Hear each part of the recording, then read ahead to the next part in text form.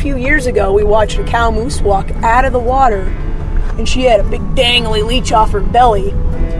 And as she shook the water off, the leech kind of fell off, slapped on top of a rock. And that's a big leech. Well, we went over and measured it with my Leatherman, foot long. Oh my God. Big around as a quarter. And you just touched it, and blood. Good.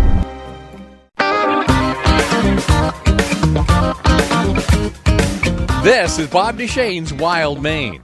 In fact, it's more than that today. This is the 200th episode of Bob Duchesne's Wild Maine, a show dedicated to everything outdoors.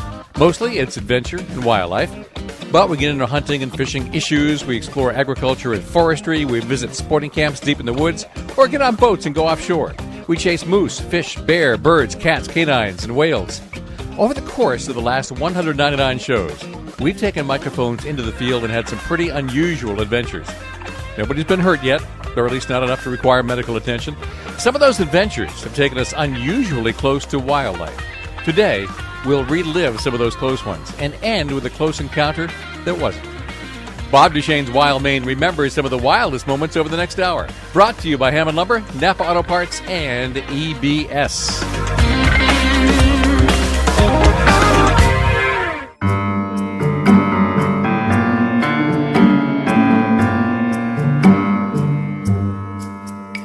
We start with one of the funniest encounters yet.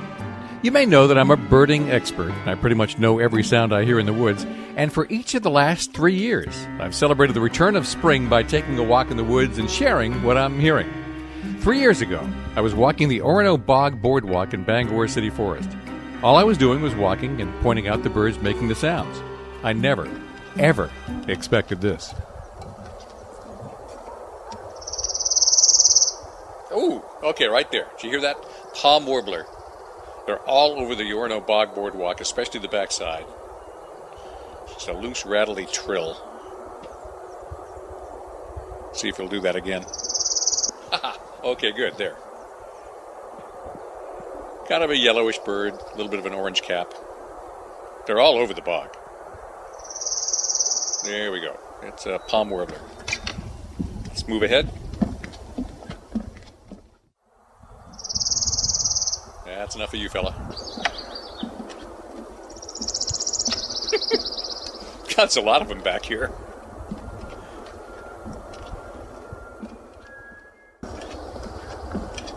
God, there's something crashing back there. Holy moly! Whoa! Oh man! Oh! Big black bear just crossed the path.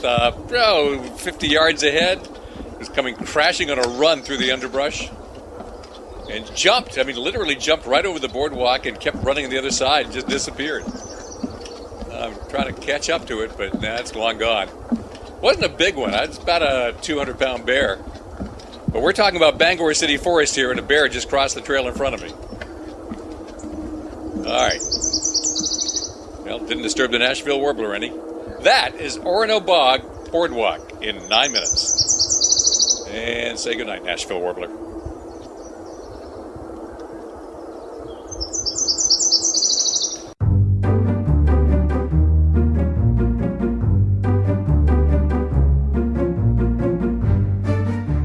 Bears have actually featured prominently in the show over the last 200 episodes. Part of it happened because of the bear referendum a couple of years ago, but it's also because we just have more of them. A lot more. When the northern forest was old and damp, it really wasn't all that great for bears. But as older trees were harvested and the forest was opened up to sunlight, it created more bear food, which created more bears, which created more encounters. Some of those encounters were deliberate. I've twice been off with Randy Cross in the Maine Department of Inland Fisheries and Wildlife to visit sleeping bears. Or at least it would have been a tamer encounter if they'd been sleeping. This visit happened 2 years ago. Pardon the whispering, but nobody, and I mean nobody, wants to startle a bear. I'm at the den. The den is typical. You could walk right by it if it weren't sending out a radio signal. It's some brush over a mound of loose dirt that was left by a bulldozer many years ago, probably 50 years ago, when a logging road went by here.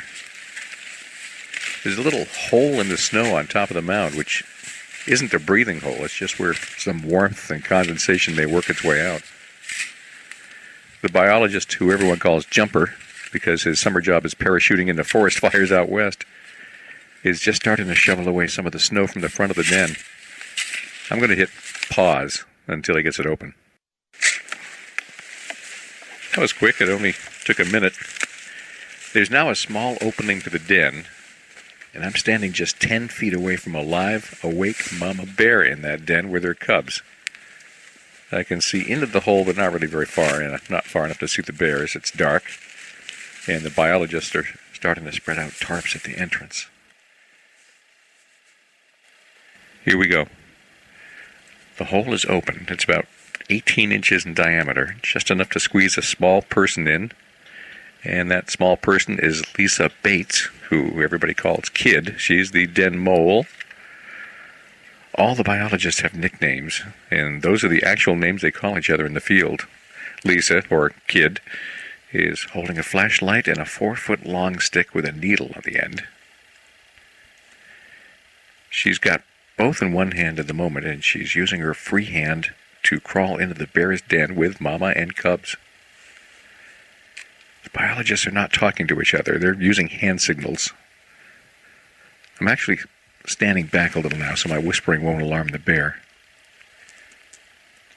Lisa's body is about halfway into the den, and this is a pretty easy one.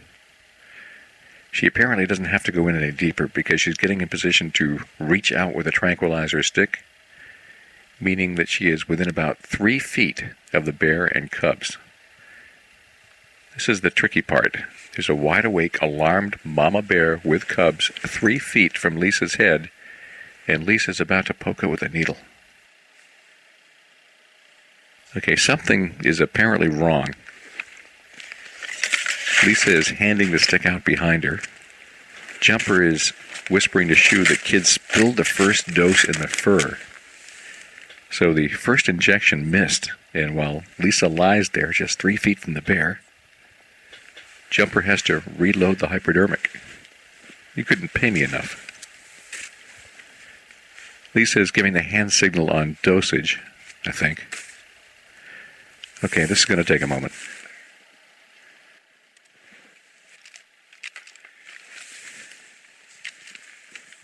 All right, Jumper has the tranquilizer reloaded and is passing it in to Kid. Lisa takes a quick glance back to make sure that she's reaching in the right direction, but mostly she's not taking her eyes off the bear, just 3 feet away. A bear she's already poked once.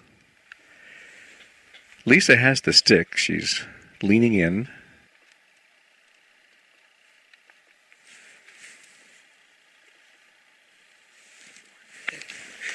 Quick movement, very quick movement, and out she comes. They're now taking the tarps and closing over the entrance.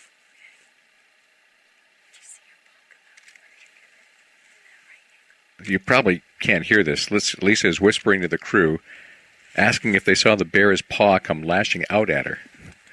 This is not the first time Lisa's seen such a thing. Basically, bears treat you like another bear. They really don't want to fight, but they'll give you warnings if you get too close, and this bear just took a swipe that said, "Don't get any closer." So now we wait. In about 10 minutes, Mama Bear is going to be snoring, so be right back. It's just a few minutes later. Kid and Shoo are each taking notes on a clipboard. Jumper has taken a snow sled back to bring everybody up. The excitement is over, but we're still in whisper mode. Shortly, the fun really begins. Lisa is now taking away the tarps, and she's leaning in with a flashlight, pulling aside enough of the tarps for a peek. Now she's completely unblocking the entrance, and she's leaning inside. She's going all the way into the den, but I can't see what she's doing. Okay, Lisa, Kid, well, her name or nickname, is coming back out. All right, from what she's saying, the bear is falling asleep in a position that tends to choke off the air passage, sort of in a position over her cub in a protective way, and that's good. But apparently when it falls asleep that way, it can sort of close off its airway a little bit, and she just readjusted its head. So that's it. We're going to wait for the others to come up. Clearly, she knows who's boss. She was just letting me know that. So, They don't really run, although we had a runner yesterday. We're out of whisper mode. Mama's asleep. Lisa was just talking about the bear's stomp in her direction. I had to adjust her because she was laying like this with her cubs, with her butt to the door, and her cubs right between her. And so I don't have a shot, so I got her in the ankle. And she turned around and she swatted the ground and blew right at the entrance. And so then she readjusted. And this is a common position where she puts her knees on her elbows and she tucks her head. And that's where it's just a warm spot. And that's how we call it cub position. Lisa Bates. They call her Kid. She's gone face first into more bear dens than most people, and in a moment, she'll do it again. This is the 200th episode of Bob Duchesne's Wild Maine, and we're reliving some of the closest encounters with critters in the history of the show. That includes 2 bear den visits, and the visit this year was much tougher. In fact, you're about to meet one of the most challenging bears the IFW crew has had to deal with in a long time. Stand by. This is Sports Radio 92.9, The Ticket.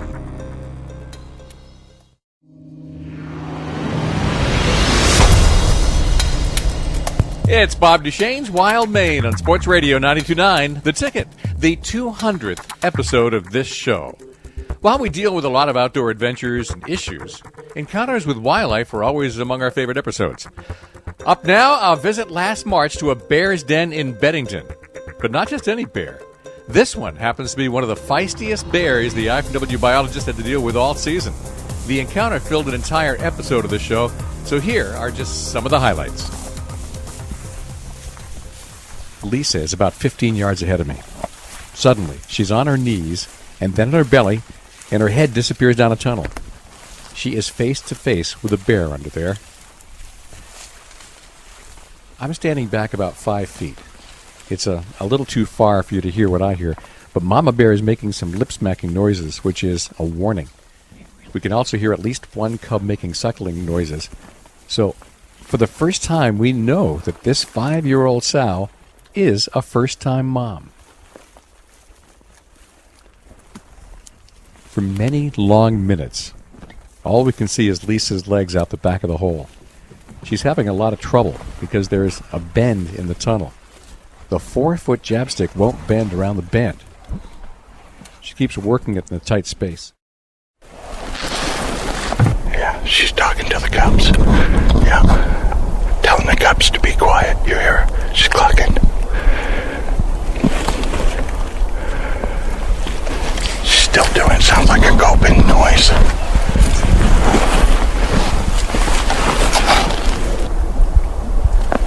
There's one cub suckling.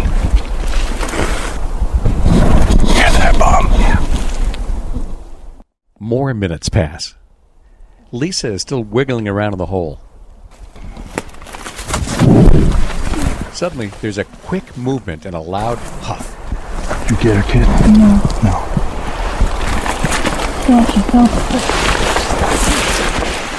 Lisa starts to back up, but it's tight and her legs have nothing to pull on. Randy and Jump grab her waist and pull her back a foot. But they stop there, and she leans back into the den a little further. She got the bear, but not well. The needle bent, and less than half of the tranquilizer dose hit home. She's watching to see if the bear is reacting. In another couple of moments, they pull Lisa out and cover the hole with a blanket. She sure felt it. Is it all in? Yeah, she's done. It might have rolled. It might have been just It was bent, but just once. I think you've got enough there to smooth her out. For now, there's nothing we can do but wait 10 minutes. If the bear got a big enough dose, she'll be asleep, and we'll be able to tell by the sound of her breathing. But in 10 minutes, if we still hear her making nervous noises and telling her cubs to be quiet, we're going to have to do this all again. Only this time, she'll be even more angry at this jabstick that has already poked her once. She's in there quite a ways. You could just barely reach her with a 4-foot. 6-foot was a little too long. Of course, after she pinched the bear, it's got the drug is hydrochloric acid in it, so it stings. And then immediately goes numb, but it stings like a bee sting. And they react to that. And that's why, I don't know, you heard her. Yeah. Roar. Yeah. She jumps at her. Because then she's right in her face. But, it's a moving target. Like if you could pinch her and get her to jump forward and hold still for a second, that would be easier. But they jump right in your face and then they jump back in. The mama bear named Shield is not down. She's agitated and making a lot of weird sounds. The one I can hear most sounds like sort of a foghorn. Cub's still suckling. Yeah, but how big? She's back further. It's been decided the longer arms are needed. Mitch Jackman, the man they call Shoe, is going into the den next. It's a tighter squeeze for him. As we're getting prepped, the bear noises are just getting weirder. She's really wound up. Randy Cross is loading up another dose. This is a very high-tech tranquilizer cocktail. Each dose costs about $60. And we've already half-spilled one, and she's ripped another one right off of Shoe's jab stick. Some bears don't make it easy. This is going to take a few more minutes to reload. The bear had taken a couple of steps forward, grabbed the needle, and swatted it to the side of the den. It's now down there on the floor somewhere. Even the plunger is ripped off. Shoe is brought back up. Shoe has done several things right, and the biggest thing is that when the bear darted forward and huffed in his face, he did not back up. He showed no sign of fear to the bear. What does she sound like a foghorn? And now the bear is wondering who is confident enough that they can't be bluffed. If the bluff charge had worked, this bear would be even more assertive. The bear is still rumbling down there. Now, how many people would listen to a perturbed mama bear with cubs that has just been poked with a needle and is waiting in the hole below for the next intruder? And who would go down there anyway? Get this, the crew decides to shorten the stick to just one pipe. The next attempt will be made with just 2 feet of pipe. 5 more minutes to reload, several more minutes to get Shoe back down into the den, and many more minutes while he tries to jab the bear, and the bear tries not to be jabbed. I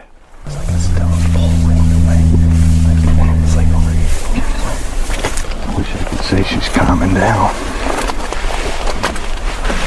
She sounds agitated. Yeah, she's not.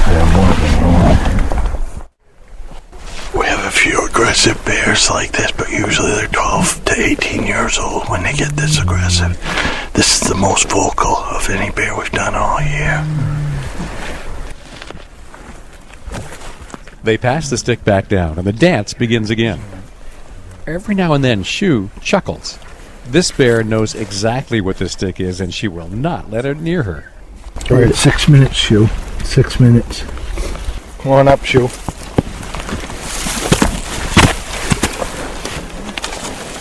Got her. Shoe is pretty tired when he crawls out of the hole. They quickly put the blanket over the hole, and the waiting begins again. In 10 minutes, she should be completely under. After Shoe has had time to shake it off a little. So you're in there with the bear. What happened? I crawled in, and she's in there, and she was quite a ways away, and maybe like 5 feet. So I had to army crawl in and kind of push some sand out of my way to get situated. And she was very vocal in there, and obviously was really upset that with the proximity that I was to her, and I pose a threat to her, and so she was jaw popping and bluffing and typical kind of behavior, like aggressive behavior or warning behavior, and she I don't know, it was a lot of kind of cat and mouse sort of games that I was playing with her with a stick. She knew she had been, we've handled her previously, so she knew that what that stick was, that was going to be a poke and a sting, and she didn't want that anywhere near her. So she was, every time I get it close to her, she would, bite at it or lunge at it, and at one point it was pretty close to my head, and she came out and grabbed it and sucked it right into back into her nest that was in the back of the den. And she finally, she kept looking at me, and then she'd look away and kind of keep an eye on me out of the corner of her eye, and I was finally able to get a little bit of drug in her, and that calmed her down a little bit, and and then I was able to, kind of work some more angles, and I finally got her in the knee. So, but it was pretty scary. It was like my heart and breathing was, pretty amped up. And that was the fast heart-beating part of the encounter. What happened next in the show last March was about 15 minutes of cub cuddling. One of those 2 cubs was a vocal little son of a gun, complaining constantly until all the bears were put back into the den. This is the 200th episode of Bob Duchesne's Wild Maine, and we're reliving some of our closest encounters with wildlife over the last few years. Up next, we're going to get in a small boat, motor off into the second largest whirlpool on Earth, and cozy up to a minke whale. Give me about 3 minutes and you can tag along. This is Sports Radio 92.9, The Ticket.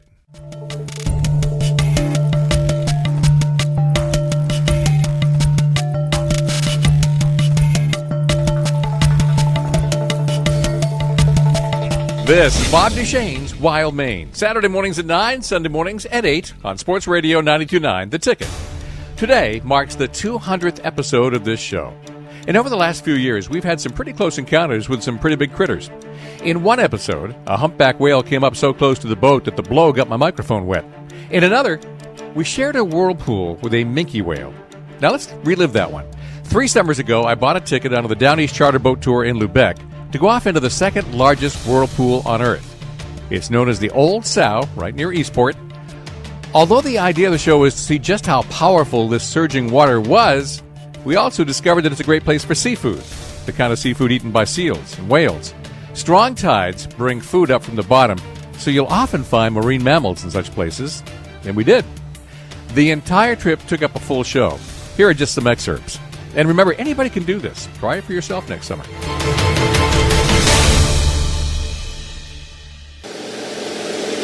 We're in the Old Sow.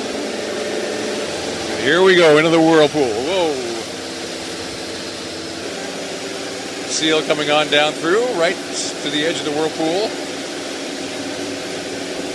Whirlpool is swirling around. We're right next to Deer Island.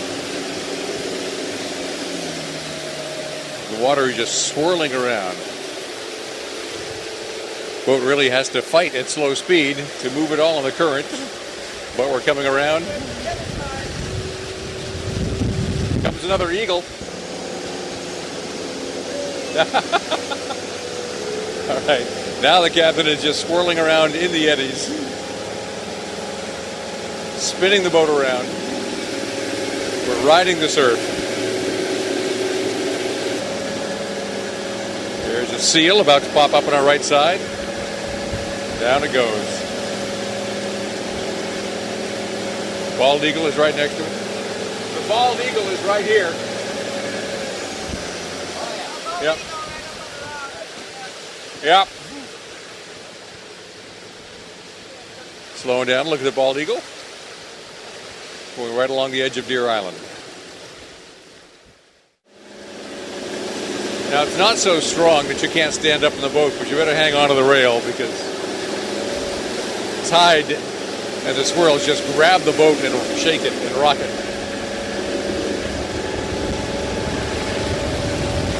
So ooh, there's a big lurch right there. So are we right in the middle of it right now? We will be shortly. We're still going downhill a little bit, I think. I noticed the bays on either side of us are up higher than we are. Yeah. So much for sea level. There's a whale right there. Just went down right outside of that last ripple over there. He'll be coming up again here shortly. I hope it's my buddy. I got one that's been breaching for me a lot. Oh, nice. Yeah, he breached right here by Dog Island, this little island over here, about 40. There he is. Yep, there he is. About 40 or 50 times the other day. That looks like him too. I'm going to take a ride over and have a look at him here in a second. This is the incoming tide. This is when the whirlpool runs best. It's running pretty good today because of the moon's getting fuller every day. But now this whale we call Gonzo, I seen him breach over 100 times last year in a row. down off the light. Then up here the other day he done it 40 or 50 times. Circled the whole way up around the bay, just whole fish coming right out of the water, not fish. But Wow. it was quite a sight to see. And then the next day, they said he was doing it again, and I didn't have any tours, and Carol heard him on the radio, and she's never seen him do it. So we run over here to try, he was doing it off Cherry Island out here. We run over here to try to get out and see him doing it, and by the time we got here, he'd stopped. Aww. But he was coming right at us, and it was perfectly calm, still day. I said, Carol, you watch, he's going to swim right under the boat. And we looked, and he went about 8 or 10 feet under the water, right under our boat. We run over to this side, and he turned around and come back and went back underneath the boat. And right as he come underneath the boat on this side, he rolled over upside down. You can see his whole white belly. We run over here and look. I was like, that is cool. And then the very next day, I seen him breach 8 or 10 times out between Campobello and Casco Island. All right, we're coming up on the Minke Whale. We're right about where the Minke Whale went down. Whale named Gonzo. Here he is. Another interesting feature of the whirlpool is that it seems to capture debris. So there's logs out here the size of the boat floating around right in the middle, and it just swirls around and around. It's not like it's going to wash up on shore right away, get left by a low tide. It's actually just swirling around, and the captain has to avoid it. Coming up, we'll return to the whirlpool, chase a couple of more whales, and head up to the East Quoddy Head Lighthouse as Bob Duchesne's Wild Maine continues on Sports Radio 92.9 The Ticket.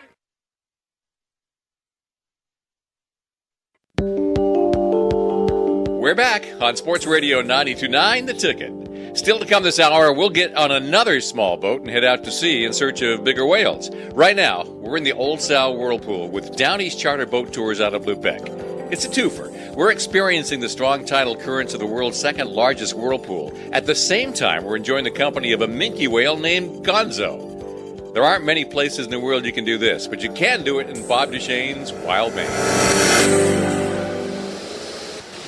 We're still in the neighborhood of the Minke whale. The Old Sow is still active, not quite as strong as when we first got here because the tide is coming up. But it's still a very powerful tide ripping through here. Whoa, right behind us. Came up right there. Right on top of us. Sticks his mouth out of the water, and he's got a very distinctive curve on his dorsal fin. We have one that's missing his dorsal fin, we call Slice. And we have another one who's the back side of his dorsal fin's all serrated. We call him Bread Knife. Bread knife. They come back every year. We see the same whales. There he goes. Gonzo is up and down again. He's now about 150 yards off.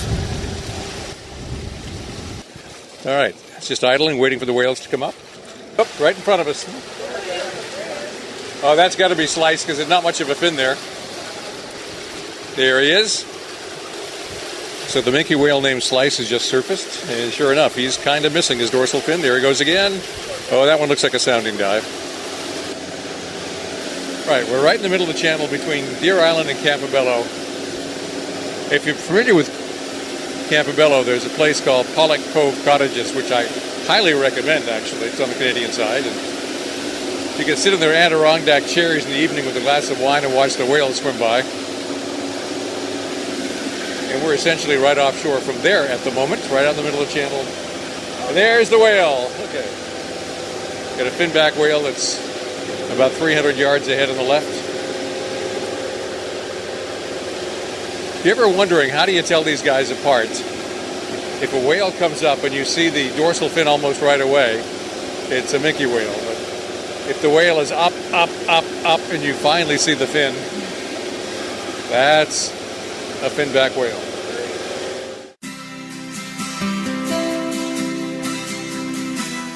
You're listening to the 200th episode of Bob Duchesne's Wild Maine.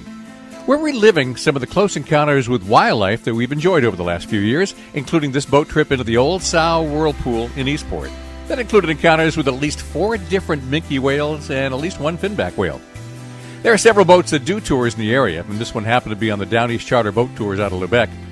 Not all attempts to chase wildlife are successful. Up next, I've been off on several grouse research projects over the last couple of years. This year I chased a bird called a spruce grouse up in the North Woods, and we caught and radio-collared several of them. But in 2015, I went off with some researchers from the University of Maine to capture ruffed grouse, Maine's most popular game bird. We'll go back into the woods on that encounter next. You're listening to Sports Radio 92.9, The Ticket.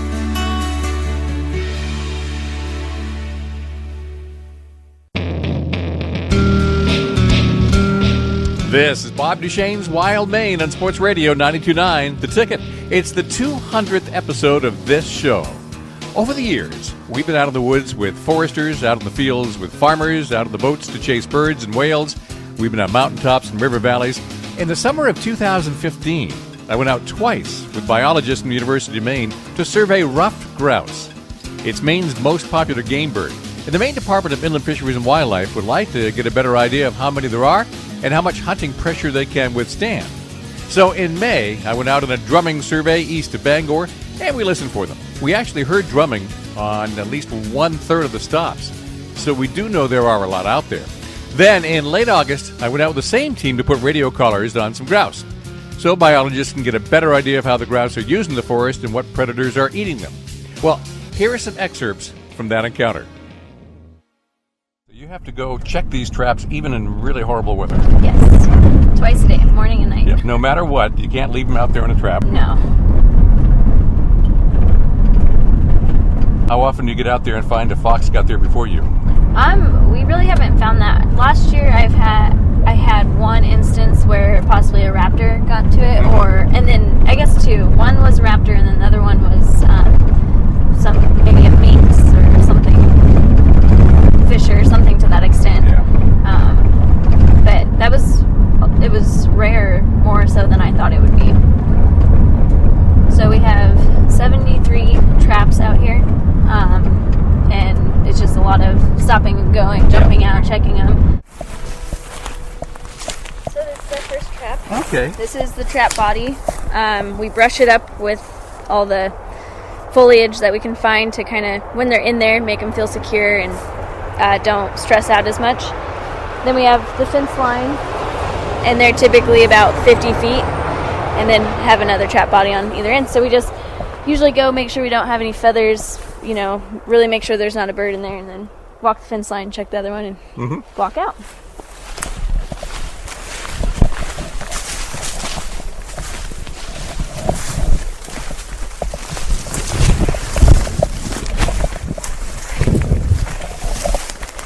And nothing at this one, unfortunately. Okay. I'll let you lead the way. All right. But I take it we're just following pink flags. Yes, we are.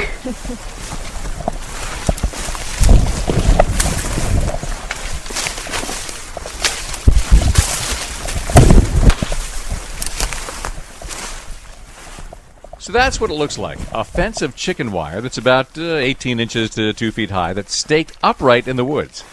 There are traps at each end, which are just boxes of chicken wire covered over in branches and leaves to look more or less natural, and there's a small opening that a grouse can just barely squeeze through, which is exactly what they do when they're going into natural cover.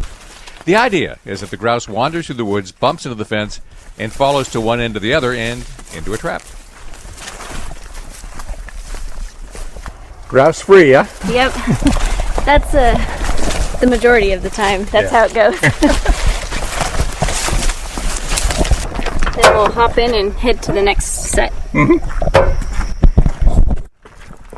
It doesn't take long to get the routine down. We drive, we get to the marked spot where the next traps are, we plunge into the woods and we look.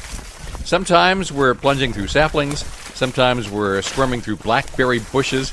Most of the conditions are similar because grouse like the woods a certain way. It's got to have the right kind of food, it's got to have a source of water, it's got to be thick enough that they have cover from predators. It's a bonus if there are wild strawberries along the edge of the woods and maybe a dusty place to take a bath. A hunting friend of mine likes to point out the berms and roadsides where grouse like to get some warming sun in the fall.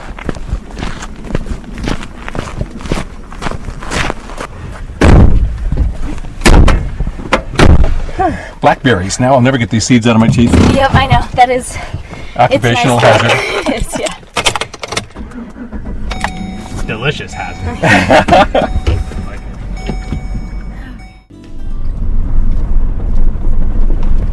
So we've checked roughly half the traps and haven't got a single grouse. Nope. At what point does this get boring?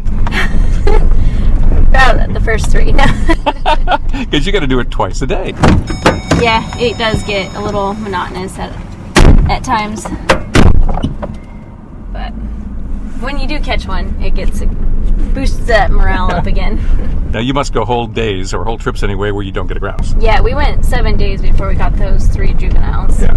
So I was getting nervous. So I didn't know with these if you wanted to check 2 on your own or just follow me. Oh, sure, I can do that. Okay. There's that pink flag, and then if you walk down the road, there's another one. Okay. So I'm on my own. They're trusting me. Fortunately, this is not deep in the woods. No grouse in the first one.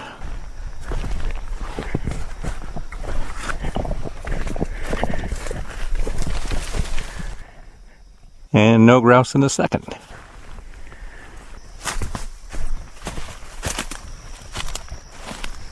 Working my way back out to the truck through all this goldenrod, which is obscuring my footing. And it's okay. Radio announcers and grad students are expendable.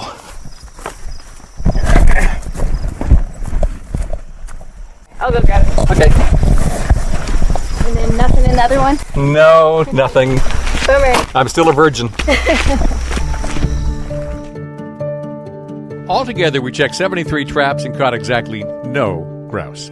Samantha Davis is the grad student supervising the study. For the Department of Inland Fisheries and Wildlife, Kelsey Sullivan is doing the same thing at Fry Mountain in Montville. You can't really manage Maine's game species for sustainability unless you know what kills them. Studies like this happen all the time over a bunch of different critters, and almost nobody even knows it's happening. This is the 200th episode of Bob Duchesne's Wild Maine, and we're reliving some of this show's closest encounters with wildlife over the last several years. Up next, an absolutely epic failure. You just can't fail any worse than I did 2 summers ago, northeast of Moosehead Lake. This is Bob Duchesne's Wild Maine, and the station is Sports Radio 92.9 The Ticket.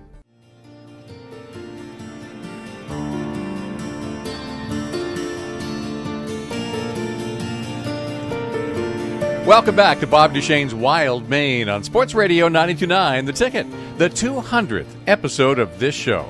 And we're celebrating by looking back at some of the most interesting wildlife encounters that have aired here over the last 4 years.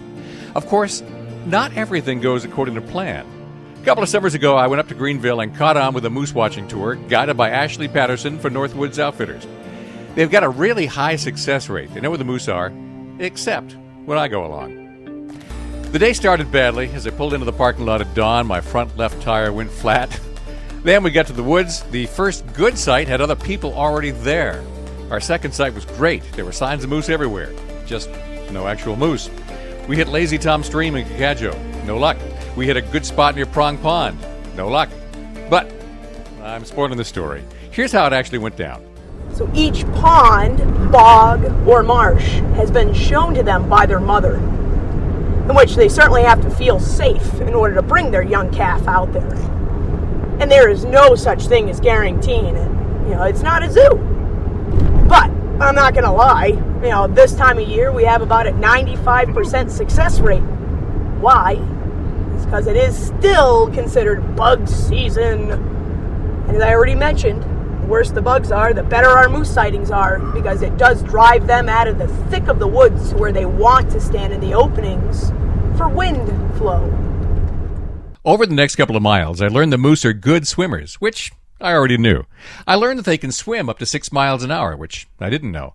Although I have had one occasion where a moose encouraged me to paddle faster away from him than he could swim. I knew that the hairs in a moose are hollow, giving them great buoyancy. I knew that they could stand in 6 to 8 feet of water and plunge their heads to the vegetation below, although I never thought about whether they could actually submerge deeper than their legs could reach. They can't. Their huge lung capacity is the size of 2 5-gallon buckets, so they're always going to float in deeper water. 3 weeks ago, they would be more apt to be doing that type of plunging under the water.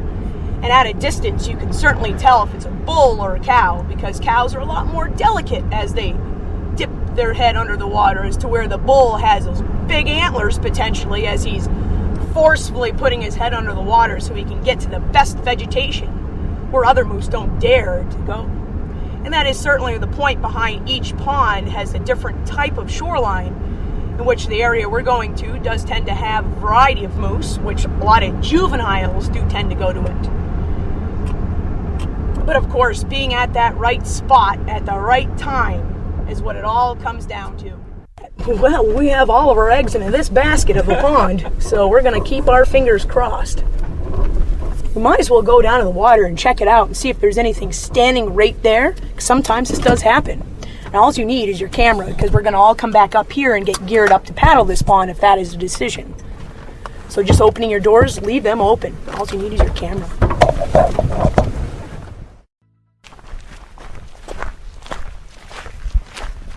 It's a short walk from the parking lot to the water. We're tiptoeing down quietly. There's already another van here from another moose touring company. There are canoes staged here, chained to trees. The plan is to use these and paddle to the best spot if we don't have any moose right near the landing. We're at the landing. No moose in sight anywhere. The best spot on the lake is way to the west, around a small bend. We can't see it from here, but we can see canoes heading that way. Ashley points back toward the van, and we're walking back up.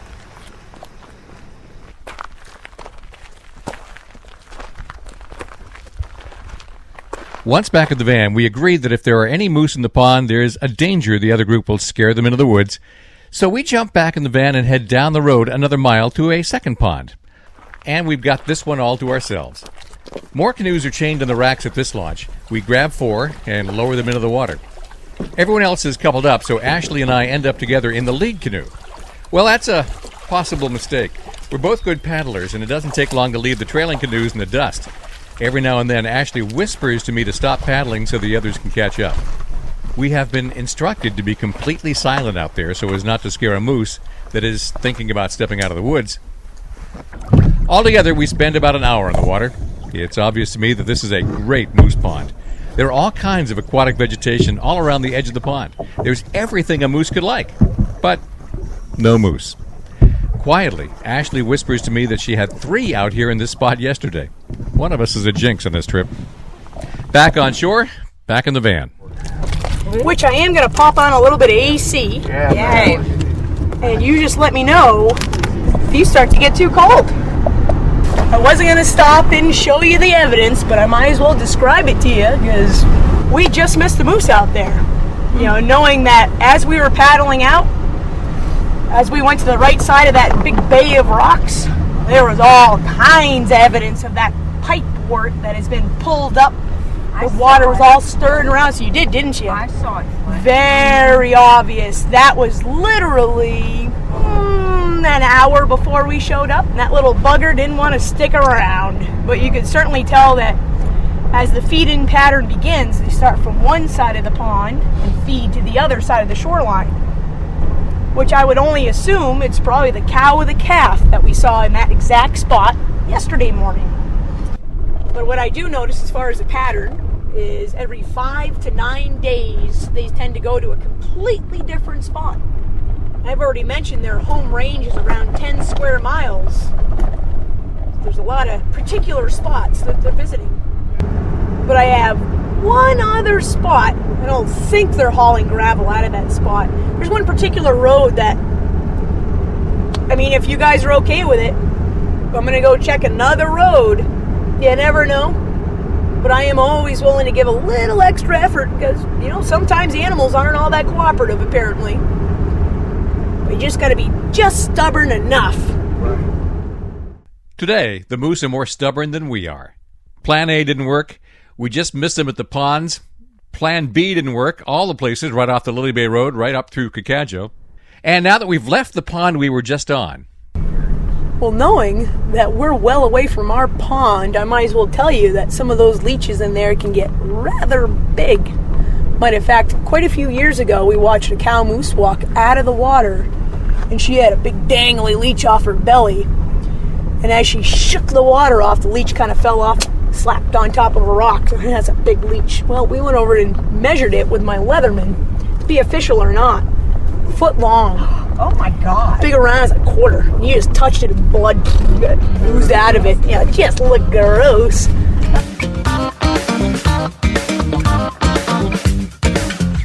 And that is why Bob Duchesne's Wild Maine is unlike any other program on the radio. And it's a mystery how any radio show that can talk about foot-long leeches during breakfast has managed to survive 200 episodes. But we have. So welcome to the new year, and tune in as often as you can in 2017, Saturday morning at 9 and Sunday morning at 8. We're also on the web. All shows are archived at 929theticket.com, so you can re-listen or share with anybody. Bob Duchesne's Wild Maine is brought to you by Hammond Lumber, Napa Auto Parts, and EBS. This is Sports Radio 92.9 The Ticket.